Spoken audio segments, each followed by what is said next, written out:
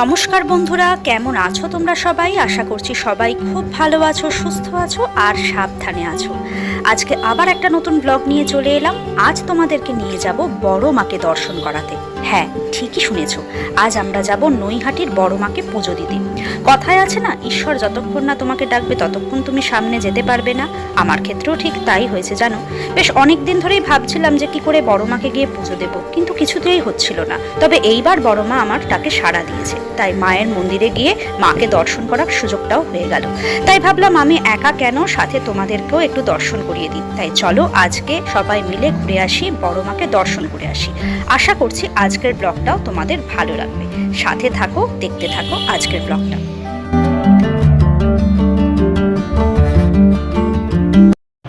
সুপ্রভাত বন্ধুরা, আজকে যাচ্ছি বড় মার কাছে। নৈহাটি বড় মা সবাই জানো, খুবই বিখ্যাত, খুবই জাগ্রত। আজ হচ্ছে রবিবার, 22 তারিখ, 22শে ফেব্রুয়ারি। এখন বাজে হচ্ছে সকাল 8:30। তো আজকের ব্লগটা বুঝতেই পারছো, খুব একটা এনার্জেটিক ব্লগ হবে। কারণ বড় মা ভীষণ জাগ্রত, ভীষণ বিখ্যাত এবং প্রত্যেকের মানুষের মনে বড় মা গেঁথে আছে। তো সেই বড় মাকেই আজকে প্রথমবার দর্শন করতে যাচ্ছি।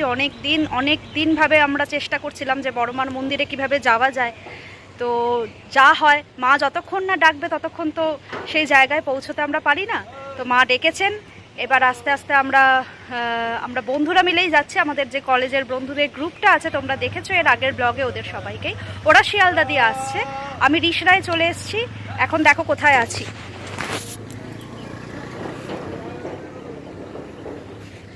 তো আমরা লঞ্চ করে খড়দা যাব, খড়দা থেকে তারপর খড়দা স্টেশন থেকে ট্রেনে করে নৈহাটি।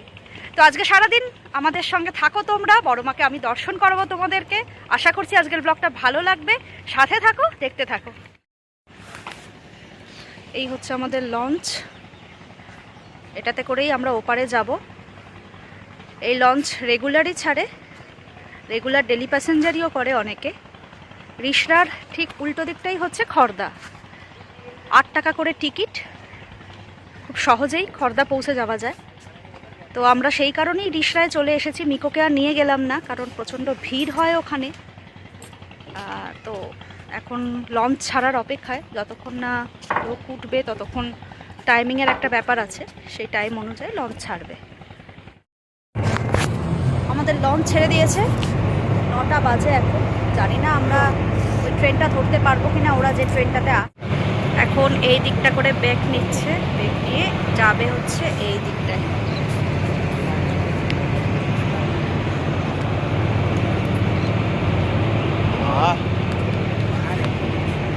কিরম লাগছে সকাল সকাল? আগে না এইরকম লঞ্চ আগে এরকম ছিল না। আমরা যখন পারাপার করতাম নৌকো স্টাইলে ছিল, ভটভটি যে জিনিসটা হয় না, ভটভটি ওই জিনিসটা ছিল। তো এটা খুব ভালো লাগছে, খুব সেফটি। দেখো এখানে পুরো জাহাজ, মানে লঞ্চের মতন। মানে বদ্ধ ওয়ার্ক ফ্রম হোম কিংবা ধরো কাজের থেকে বেরিয়ে খোলামেলায় ঘুরে বেড়াচ্ছি আজকে। হ্যাঁ, তো বেশ ভালো লাগছে আর কি। গঙ্গার মনোরম হাওয়া খেতে খেতে সকাল সকাল আমাদের যাত্রা শুরু হলো। আশা করছি আজ যাত্রাটা ভালোই হবে। হ্যাঁ, ভালোই হবে। হ্যাঁ, তো ট্রেনটা একটু মিস হয়ে গেল, আমার মনে হচ্ছে ওটা পাবো না, ওরা যে ট্রেনটায় আছে। তো আজকে আবার রবিবার, অর্ধেক ট্রেন ক্যান্সেল থাকে, সেটাও একটা টেনশনের মধ্যে রয়েছি। তো ঠিক আছে, বড়বার নাম নিয়ে এগিয়ে তো পড়ি, তারপর দেখা যাবে, যা হবে হবে। আর সবচেয়ে বড় কথা, ওই ট্রেনটা ধরার জন্যে মানে তাড়াহুড়ো না করাই ভালো। হ্যাঁ হ্যাঁ হ্যাঁ, আরামসে ধীরে সুস্থে ধরতেও পারবো না, কারণ এখানে এই লঞ্চটা হলো মানে টাইম হয়ে গেলেও মানে যতক্ষণ না ফুলফিল হচ্ছে কিংবা একটা সার্টেন অ্যামাউন্ট প্যাসেঞ্জার হচ্ছে ততক্ষণ না ছাড়বে না। হ্যাঁ সেই। তো চলো, এরপর আমরা খড়দা ফেরিঘাটে গিয়ে পৌঁছে ওখান থেকে আমরা খড়দা স্টেশন যাব। ওখানে হচ্ছে অটোয় চলো, দেখাচ্ছি তোমাদের। খড়দা স্টেশনে ফেরিঘাটে আগে পৌঁছই। চলে এসছে খড়দা ফেরিঘাট, ঢুকছি। এই যে এখান থেকে আমরা যাব খড়দা অটোয় করে খড়দা স্টেশন। ওটা মনে হয় হার্ডলি 10 মিনিট লাগবে। তো চলো তোমাদের দেখাচ্ছি।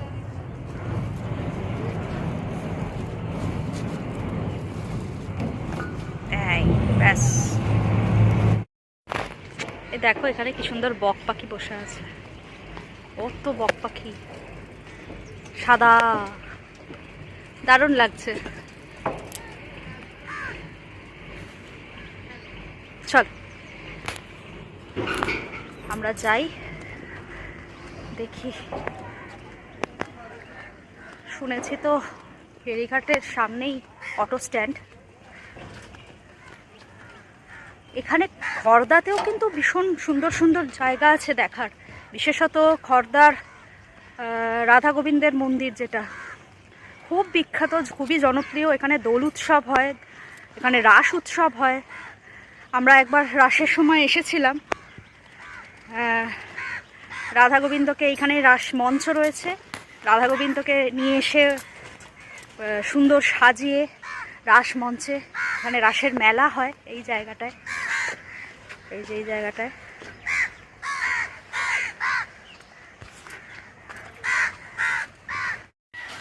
এই যে অটো স্ট্যান্ড, চলে এসছি। চলো চলো দেখি যদি পেয়ে যাই। এখানে তো আবার ফুলফিল না হলে নেয় না। হ্যাঁ, কোনটা যাবে দাদা? খড়দা স্টেশন দুজন। ও বাবা, এইটা খড়দা স্টেশন। এখানে সব গাড়ি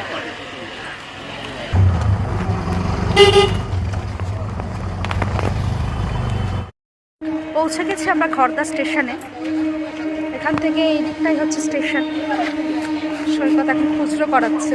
আসলে খুচরোর খুব অভাব, সব জায়গায় আসলে এত জিপে হয়ে গেছে না, মানুষজন ক্যাশ নিয়ে বেরোতে ভুলে গেছে। তো চলো যাই স্টেশনের দিকে। এখানে গিয়ে এখন টিকিট কাটবো। এই যে স্টেশন, ট্রেন যাচ্ছে।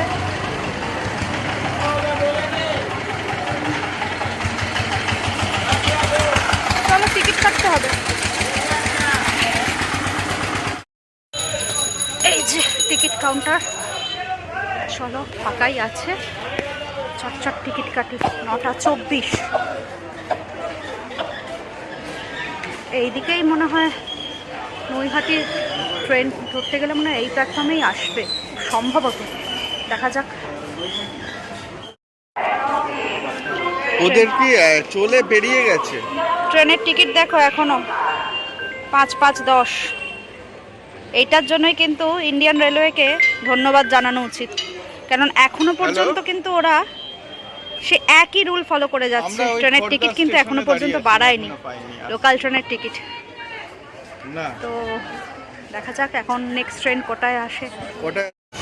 লোকাল এসি ডাউনের দিকে যাচ্ছে, মানে এটা যাচ্ছে শিয়ালদা।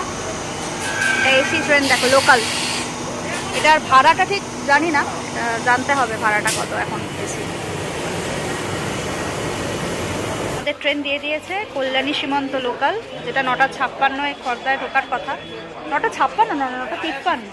হ্যাঁ, 9:53 হবে, দেখতে হবে। এখান থেকে এখনো তোমার প্রায় 30 মিনিট লাগবে। আমার বন্ধুরা গিয়ে ওখানে দাঁড়িয়ে আছে, এটাই খারাপ লাগে। তো কেউ আমার জন্য ওয়েট করছে, এটা নিতে ভালো লাগে না আর কি। যাই হোক, কিছু করার নেই, আমাদের বেরোতে একটু লেট হয়ে গেছে, প্লাস লঞ্চে একটুখানি সময় লেগে গেল। তো চলো, ট্রেন আসছে, আমরা এবার উঠি। আমরা নৈহাটি পৌঁছে গেছি, ওই আধা ঘন্টার মতন লাগলো খড়দা থেকে। এখন ফুটব্রিজ দিয়ে ওপরে যাব, ওপরে গিয়ে ওপার হব, ওপার হয়ে তারপরে টোটো ধরতে হবে। টোটো ধরে বড়মার মন্দির। চল তাড়াতাড়ি যাই। হ্যাঁ, ভালো হয়েছে, এখানে এসকালেটার আছে, দিয়ে ওপারে যেতে হবে।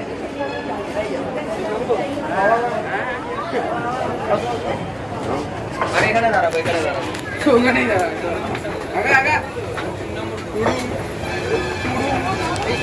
না, মোটামুটি স্টেশনগুলোতে এসকালেটার করে দিয়েছে। এগুলো না খুব দরকার হয়, বিশেষত বয়স্ক মানুষদের জন্য এসকালেটারটা খুব দরকার হয়, কারণ ওভারব্রিজ দিয়ে প্ল্যাটফর্ম থেকে ও প্ল্যাটফর্ম যাওয়া আসাটাই চূড়ান্ত লেভেলের একদম হয়রানি হয়ে যায়। চলে এসেছি, এবারে এসে এবারে আমরা টোটো ধরবো।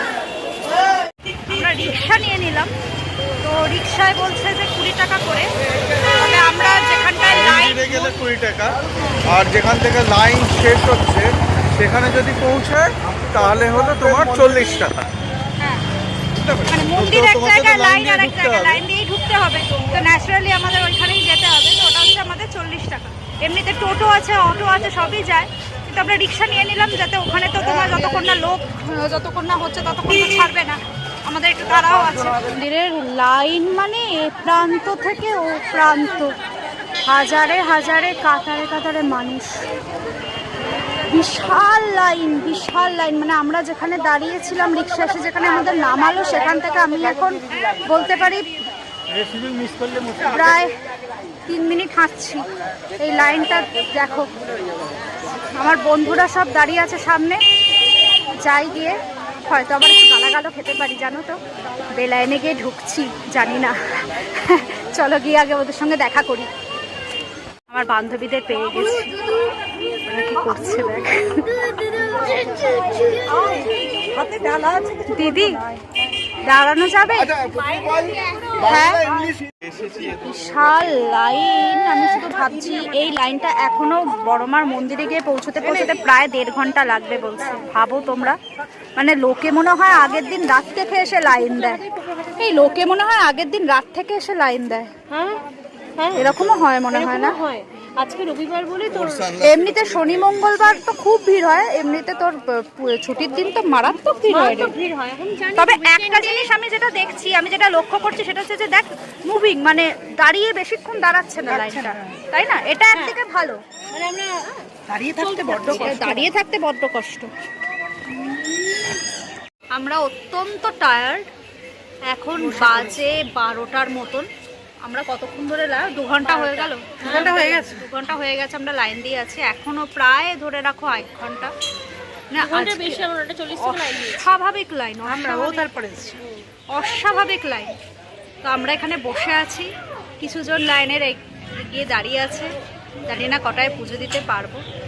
আমরা মোটামুটি মন্দিরের কাছেই এসে গেছি, অনেকটাই বেশ কাছে।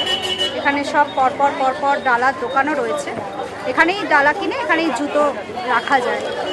এখানে সব দণ্ডি টন্ডিও দিচ্ছে।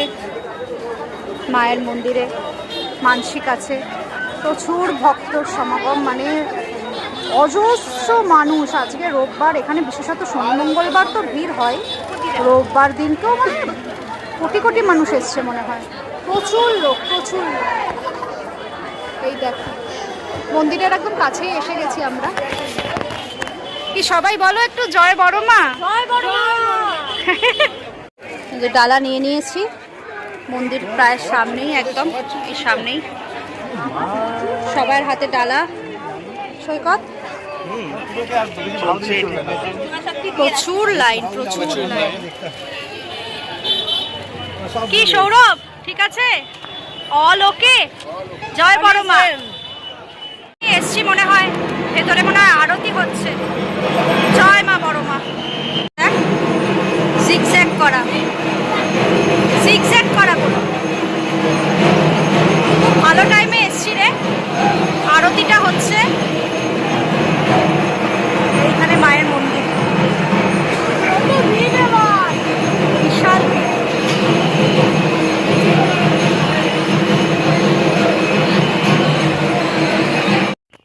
আচ্ছা এইটা দেখো, এই প্যাকেটগুলো কি বলো তো, এর মধ্যে হচ্ছে আমরা যে পুজো দিচ্ছি না, আলতা সিঁদুর এই সমস্ত সব কিছু এই প্যাকেটে স্টোর করা কিন্তু। আর যেগুলো শাড়ি সেইগুলো ওপর ফ্লোরে রাখে।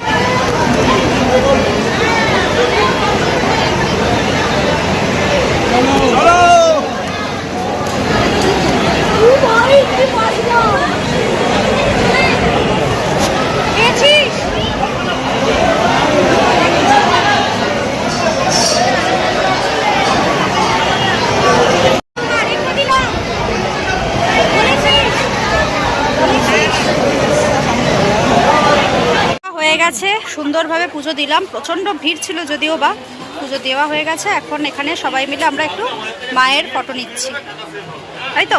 সুন্দর বেশ না ফটোগুলো, খুব সুন্দর। সেটাই লালটা নেই, সাদা ফ্রেমটা, সাদা ফ্রেমটা। বলছি যে শাশুড়ির জন্য নেবে কিছু? নেওয়া হয়ে গেছে। এখন এখানে একটা খেতে এসেছি, লাঞ্চ করতে এসেছি। এটা হচ্ছে পিওর ভেজ, এখানে সব ভেজ খাবো আমরা পুজো দিয়ে। ভেজ ভক্ত, ভেজ ভক্ত। এই যে সেকেন্ড ফ্লোর। বাচ্চাগুলো কোথায়? আমরা এখন লিফটে চলেছি।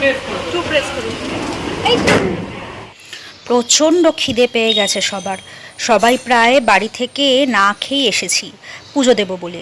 কিন্তু এখানে এত ভিড়, আমাদের প্রায় মায়ের মন্দিরে গিয়ে পুজো দিতে দিতে 3-3.5 ঘন্টা লেগেই গেল। আর এখানে খাবারের এত মেনু, আমাদের অর্ডার দিতে দিতেই খিদেটা যেন আরও দ্বিগুণ হয়ে গেল। যাই হোক, আমরা কিছুজন ননভেজ খাচ্ছি আর কিছুজন ভেজ খাচ্ছি। আমি আর সৈকত মুর্গ থালি নিয়েছি, অনুস্মিতারা যেমন নিয়েছে শুধু চিকেন, রাইস আর আলু পোস্ত। আমরা থালি নিলাম কারণ থালিতে স্পেশালি ফিশ ফ্রাইটাও অ্যাড করা ছিল। আচ্ছা, তোমাদের আরেকটা জিনিস দেখাই। দেখো, আমরা যেখানটায় বসে আছি ঠিক তার উল্টো দিকের ভিউটা নৈহাটির ফেরিঘাট, আর সামনেই হচ্ছে গঙ্গা। বাবা, ওই দেখো সৈকত আবার পেছন দিক থেকে পর্দাটা ধরে রয়েছে যাতে আমি তোমাদের ভালো করে দেখাতে পারি। যাই হোক, আমরা একদিকটায়, যারা ননভেজ খাচ্ছি তারা একদিকটায় বসেছি, আর যারা ভেজ খাচ্ছে ওরা ওই দিকটা করে বসেছে। খিদেটা প্রচণ্ড বেড়ে গেছে, 3 গুণ হয়ে গেছে, কিন্তু এখনও খাবার এসে পৌঁছয়নি। দেখি কতক্ষণে খাবারটা আসে। তোমরা হয়তো অনেকেই ভাবতে পারো যে পুজো দিয়ে বেরিয়ে কেন ভেজ খাচ্ছি না, ননভেজ খাচ্ছি। আমার মনে হয় কি জানো তো, যে পুজো দেওয়ার পরে আর কোনো নিয়ম থাকে না। পুজোর আগে আমরা না খেয়েই পুজো দিয়েছি রীতিমতো, কিন্তু আমার যেটা মনে হয় যে পুজো দেওয়ার পরেতে আর সেরকম কোনো নিয়ম থাকে না। বিশেষত শক্তি পুজো মানে মা কালীর পুজোতে এইরকম কোনো নিয়ম থাকে না। তবে সেটা না সম্পূর্ণ নিজের মনের ব্যাপার, জানো, যার যার মনের ব্যাপার। আমি মনে করি যে ওই সামনাসামনি বিরিয়ানি দেখে বিরিয়ানি অথচ আমি দেখাচ্ছি লোককে ভেজ খাচ্ছি, আমার মনে হয় সেটা ভক্তি ঠিক নয়। যেটা মন বলবে তুমি সেটাই করো। ঈশ্বর কখনো তোমাকে কোনো নিয়মের মধ্যে বেঁধে ধরেনি। ঈশ্বর চায় তুমি ঈশ্বরকে তোমার মতন করে পুজো করো, তোমার নিজের মনে করে পুজো করো। তাই আমিও ঠিক সেরকম রুলসই ফলো করি। যখন যেরকম নিয়ম সেই অনুযায়ী যেটুকুনি করার, শরীরকে কষ্ট না দিয়ে ঠিক সেটুকুনিই করি। মনটাই হচ্ছে আসল। তো চলো, এখানে দেখো খাবার এসে গেছে। এটা হচ্ছে শাহানার খাবার। শাহানা নিয়েছে খিচড়ি থালি। খিচড়ির ওপরে দেখো আবার একটু ঘিও ছড়ানো। দারুণ গন্ধটাও বেরোচ্ছে। বেগুনি আছে, তার সাথে আছে আলু ফুলকপির তরকারি, চাটনি, পায়েস, পাঁপড়। ভালো, ও বেশ ভেজ টেজ খেতে ভালোবাসে, ওর জন্য তো দারুণ খাবার। এখানে ফ্রেশ ল্যাম্প সোডা অর্ডার দিয়েছিলাম, সেটাও এসে গেছে। সত্যি কথা বলতে 3-3.5 ঘন্টা লাইন দেওয়ার পরে না, এই এসির রেস্টুরেন্টে বসে আর এরকম ফ্রেশ ল্যাম্প সোডা খেতে না জাস্ট অসাধারণ লাগছে, প্রাণটা একদম জুড়িয়ে গেল। কিন্তু তার সাথে খিদেটাও কিন্তু মারাত্মক বেড়ে গেছে। কি বলবো, আর এখনও খাবার আসেনি। যাক, এসে গেছে খাবার। এটা হচ্ছে আলু পোস্ত, এখানে আছে কাতলা কারি, আর এটা হচ্ছে চিকেন। অনুস্মিতারা পার্সোনাল এরকম করেই অর্ডার দিয়েছিল। আমি আর সৈকত হচ্ছে থালি নিয়ে নিয়েছি। থালিতে ছিল হচ্ছে ফিশ ফ্রাই, আলু ভাজা, পাঁপড়, আর আমরা নিয়ে নিয়েছিলাম মুর্গ থালি, যেহেতু এই যে চিকেন কষা। দারুণ খিদে পেয়ে গেছে, আর চোখের সামনে এত খাবার দেখে আর থাকতে পারছি না। চলো খেয়ে নিই এবার পটপট করে।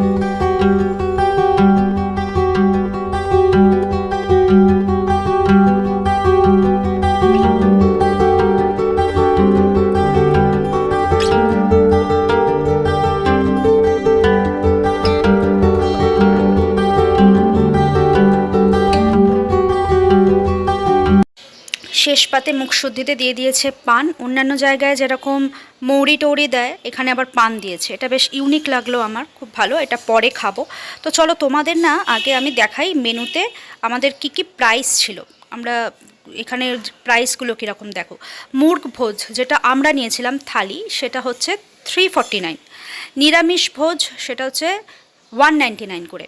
দই কাতলা 229, বাসমতি রাইস ছিল 79, চিংড়ি মরিচ পোলাও হচ্ছে 199, কড়াই পানির হচ্ছে 249, খিচুড়ি ওটা হচ্ছে 125, আলু দিয়ে মুরগির ঝোল ওটাতে 4 পিস থাকে, ওটা হচ্ছে 249, আলু পোস্ত 199, ফ্রেশ ল্যাম্প সোডা যেটা আমরা নিয়েছিলাম 7টা নিয়েছিলাম 99 করে, আর এছাড়া তো জল 10 টাকা করে, 7টা নিয়েছিলাম তাই 70 টাকা।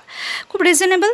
এত কিছু খেয়েছি, মোটামুটি ঠিকঠাকই ছিল। জিএসটি হচ্ছে 5% করে জিএসটি নিয়ে যা রেঞ্জ মানে যা কোয়ান্টিটি যা বিল হয়েছে মোটামুটি ঠিকঠাক, অসুবিধা নেই। আর সবচেয়ে যেটা বলার কথা সেটা হচ্ছে খাবার কোয়ালিটি। দাম যাই হোক না কেন, খাবার কোয়ালিটি যদি ভালো হয় তাহলে সেটা খেয়েও আরাম। তো এখানকার খাবার কোয়ালিটি খুব ভালো ছিল। তো তোমরা যদি কখনো বড়মার মন্দিরে আসো তাহলে ঠিক ফেরিঘাটের দিকে চলে আসবে, একদম ফেরিঘাটের ঠিক পাশেই ননভেজ, পিওর ননভেজ এবং ভেজ রেস্টুরেন্ট এটা উষা।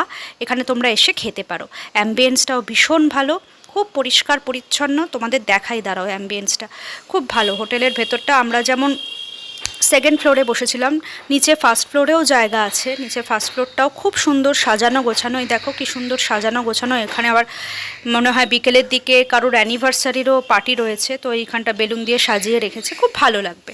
তোমরা এখানে এসে খেতে পারো, খাবারটাও যেমন ভালো, রিজনেবল, খুব ভালো লাগবে। আমরা এখন আবার লঞ্চে উঠছি, নৈহাটি থেকে ওপার যাব। ওপারটা হচ্ছে চুচুড়া, তারপর দেখি কি প্ল্যান ওদের। চলো এখন আবার লঞ্চে উঠি। এই যে লঞ্চ আমাদের, এটা আবার সিটিং আছে পুরোটাই। আমরা সকালে যেরকম এলাম, এটা একটু অন্য ধরনের, একটু বড়, আর বেশ সিটিংয়ের জায়গাটা অনেকটা বেশি। এই যে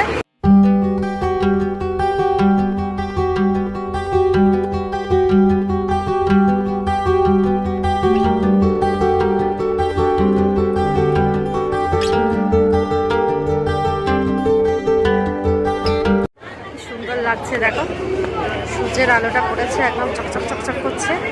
আর এইখানে একটা নৌকা, এখন পাড়েতে ওরা বাঁধবে নৌকাটাকে। এখান থেকে এরা সব মাছ ফাছ ধরে আর কি, গঙ্গার মাছ। অসাধারণ লাগছে, তাই না? এই যে সবাই বসে আছে এখানে, এদিকে সৈকত, এদিকে অনুস্মিতারা বসে আছে, ওদিকে সৌরভরা বসে আছে। এই রাজু দাদা কই রে?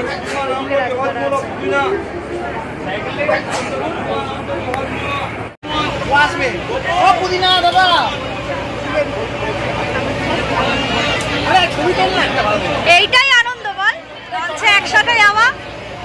কোথায় গেলি তুই? আসবি না এখানে? এদিকে আয় না। এই আমাদের কিন্তু একটা সুন্দরবন প্ল্যান করলে হয়। এই সৌরভ, আমাদের কিন্তু একটা সুন্দরবন প্ল্যান করলে হয়।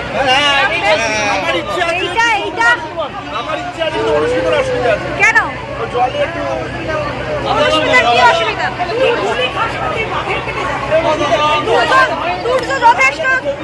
যথেষ্ট শান্ত ছেলে, সূর্য যথেষ্ট শান্ত। সূর্যর নাম করলে হবে না। আমাকে ছেলেকে নিয়ে একটুখানি ভয় লাগছে। আমার ছেলেও শান্ত।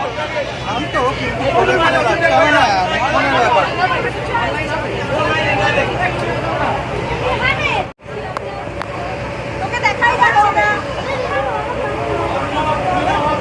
এনজয় হচ্ছে আমাদের। আমাদের কেমন এনজয় হচ্ছে?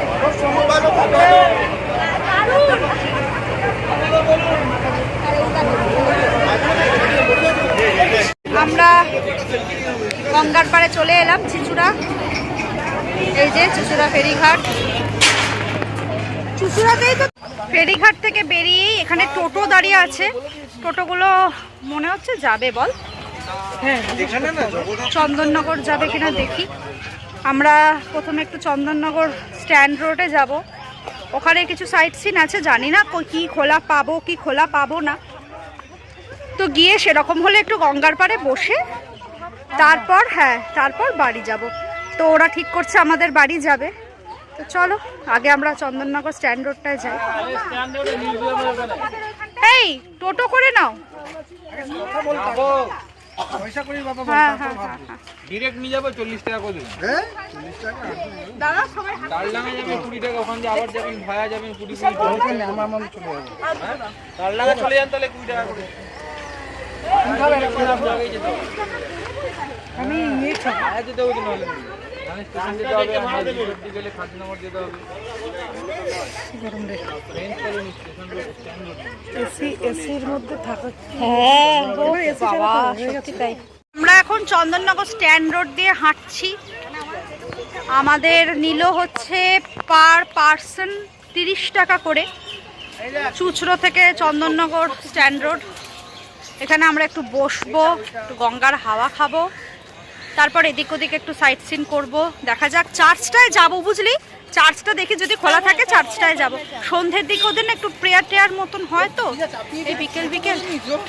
ঠিক আছে, হ্যাঁ এটা হচ্ছে চন্দননগর মহকুমা আদালত, সাব ডিভিশনাল কোর্ট। এইটা এটা হচ্ছে কোর্ট, সাব ডিভিশনাল কোর্ট। ব্যাগে কি আছে? ঢুকে দিতে হয়তো সেটা একাই একটা ভারী আছে।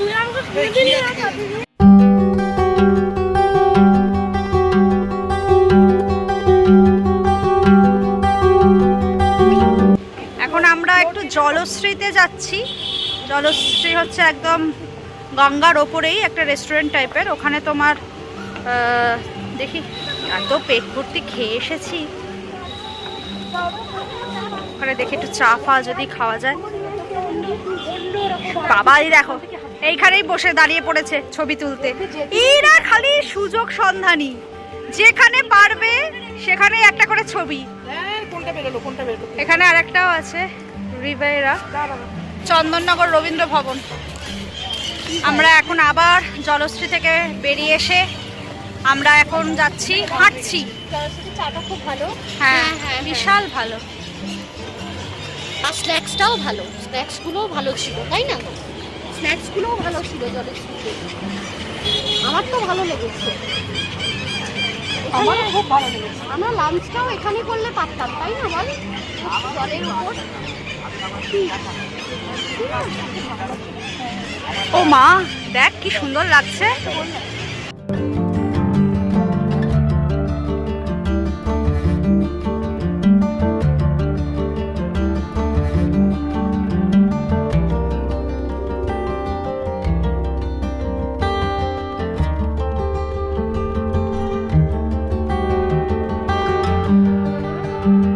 জলশ্রীতে আমরা কিছুই খাইনি, আমরা জাস্ট গেছি। তবে চা খাবার ইচ্ছে ছিল, কিন্তু এক্সেসিভ প্রাইস, 140 টাকা দাম চায়ের। তো আমরা কেউই কিছু খাইনি। ওখানে ফটো টটো তুললাম, তুলে বেরিয়ে এলাম।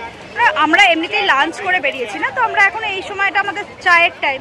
তো শুধু শুধু ওখানে 140 টাকা খরচা করে চা খাওয়ার কোনো মানে হয় না। আমরা এই সামনেই গঙ্গার পাড়ে এখানে অনেকগুলোই চায়ের দোকান আছে, ওখানে বসে আরামসে চা খাবো। তোমাদের সাথে ওরা একটুখানি ইয়ার কি মারছিল।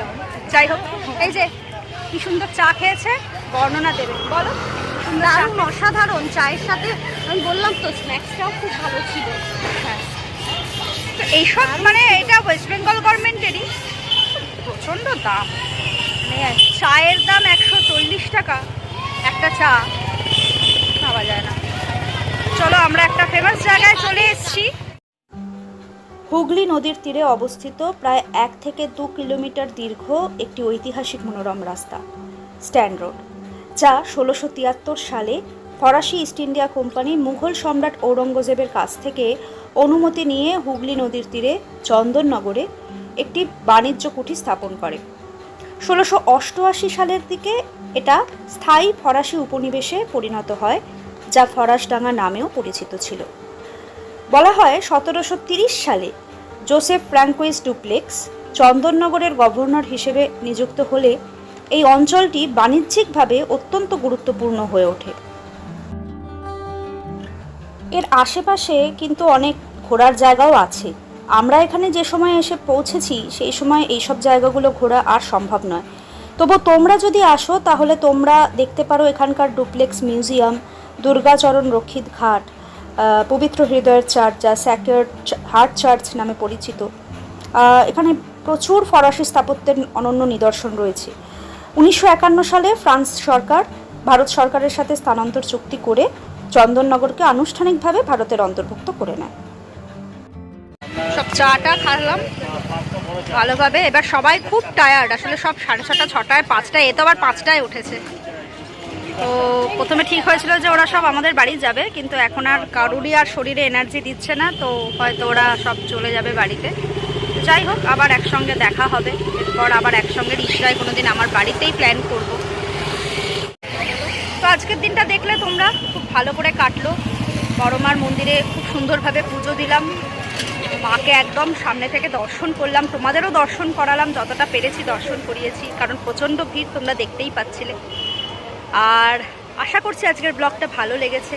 যদি ভালো লেগে থাকে তাহলে অবশ্যই আমার চ্যানেলটাকে সাবস্ক্রাইব করো, লাইক করো, বন্ধুদের সাথে একটু শেয়ার করো, আর সাথে থেকো। দেখা হচ্ছে তাহলে আবার একটা পরের ব্লগে। টাটা, ভালো থেকো।